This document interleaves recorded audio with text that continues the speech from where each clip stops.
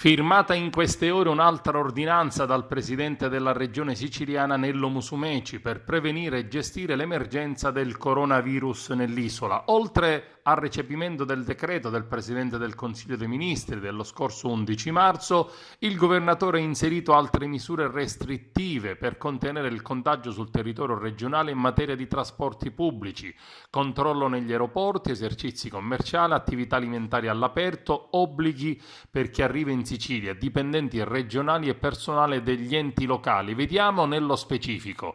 Prevista ad esempio la riduzione delle corse dei bus extraurbani in alcune fasce orarie urbane. I mezzi dovranno essere quantitativamente adeguati a soddisfare le esigenze di mobilità di tutta l'utenza e garantire la distanza di sicurezza interpersonale dei passeggeri di almeno 1 metro. Gli uffici di sanità marittima, aerea e di frontiera dovranno estendere i controlli già presenti negli altri aeroporti dell'isola anche a Lampedusa e Pantelleria.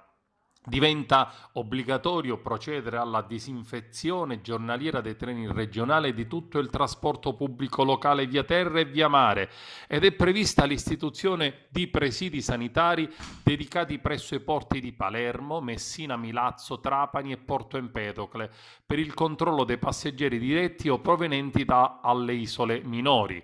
I sindaci d'ora in poi, prima di emettere ordinanze in materia, dovranno raccordarsi preventivamente con il coordinamento della Presidenza della Regione tramite l'ANCI Sicilia o il Dipartimento della Protezione Civile regionale. Sono previsti ulteriori obblighi per chi arriva in Sicilia, residenti o domiciliati nell'isola che vi facciano rientro da altre regioni o dall'estero, devono comunicare il loro arrivo o rientro al comune, all'ASP competente per territorio, nonché al proprio medico, con l'obbligo di quarantena domiciliare per 2 settimane con divieto di contatti sociali, spostamento e viaggi.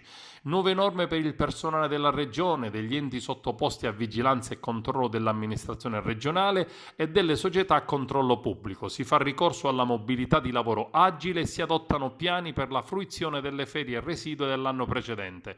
Ogni iniziativa deve essere finalizzata a coniugare la tutela della salute pubblica con la continuità dell'azione amministrativa.